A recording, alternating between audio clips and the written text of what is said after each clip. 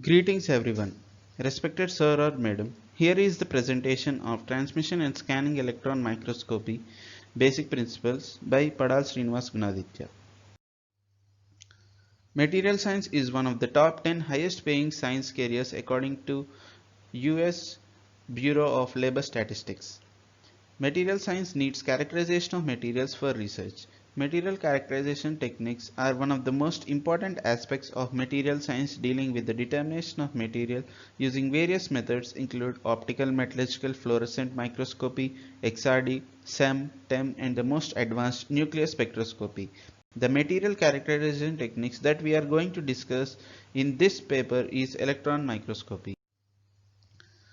Let's discuss briefly the important discoveries that led to electron microscopy. In 1925, de Broglie theorized that electrons have wave-like characteristics. In 1927, Davison and Gramier, Thomson and Reed demonstrated the wave nature of electrons. In 1932, Knoll and Ruska in a paper proposed the idea of electron microscope, for which Ruska was awarded Nobel in 1986. And later on, various developments took place from 1960s to 1990s, and in 1990s three high voltage electron microscopes are constructed which can go up to 1.25 megawatts were built. Coming to different kinds of electron microscopes, uh, high resolution transmission electron microscope which operates at 200 to 400 kilowatts, high voltage electron microscope, intermediate voltage electron microscope which operates at 1 megawatt, scanning transmission electron microscope, and analytical electron microscope. Electron microscope structure includes an illumination system, electromagnetic coils, magnification system, vacuum pump, and image capturing devices. Let's study the various parts of electron microscope. Illumination system has electron sources divided into field emission guns and thermionic sources. Electron gun contains electrode, and the electrode has three parts: cathode, anode, and Venet electrode.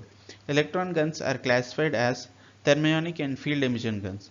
Examples of thermionic guns are tungsten carbide and lanthanum hexaborate, also known as LAP6. Field emission guns are classified as cold field emission guns and hot field emission guns. Coming to electromagnetic lenses, the electrons produced from any method should be accelerated by voltage. Most SEM operating voltage is around 1 to 50 kilowatts. TEM operating voltages are 125 kilowatts. The basic structure of electromagnetic coil contains two poles, north and south. Poles are located at narrow annular opening of the case. The main function of lens is to enhance electron beam. Electron signal with matter and scattering of electrons. Electron signal from each pixel raster is collected by the detector to generate corresponding point-to-point image on the display. Types of electrons that are generated when the electron beam hits the sample are secondary electrons, backscattered electrons. Another type of electrons are X-rays that are generated include characteristic X-rays, Agar electrons, cathode luminance, and electron beam current.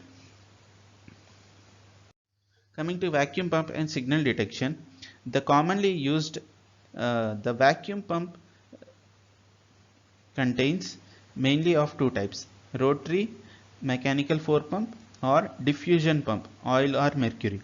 The vacuum is needed around 10 power minus 4 torr, else the electron cannot travel more than a few angstroms without colliding with the gas molecules. Distance between photographic plate and electron gun is approximately 1 meter. The entire 1 meter height need to be maintained in the vacuum. The commonly used detector in a SEM is ET detector, which has a oscillator and a disc of 8 to 20 meters, which converts electrons to photons by accelerating electrons. Photomultiplier is also used, and the image is recorded on the screen. Sample preparation of transmission electron microscope or electron microscope includes pre-thinning and final thinning. The various final thinning processes are shown here: ion milling, electropolishing, and ultramicro tool.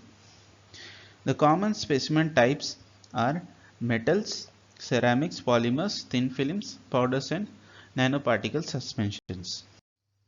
Coming to applications of electron microscope and transmission electron microscope, topographical analysis, morphological analysis and compositional information are SEM applications. Limitations are same for both. High cost, large area of usage must be free from electric, magnetic and vibrational interface. Application of TEM include imaging, measuring, modeling, manipulating matter. These are the various images which were captured using TEM and SEM. The first one is grain boundary corrosion of aluminum alloy. The next picture is amorphous silicon nitrate, and the next two are F-doped hydroxyapatite, which is first is bright field image and second is dark field image. Thank you.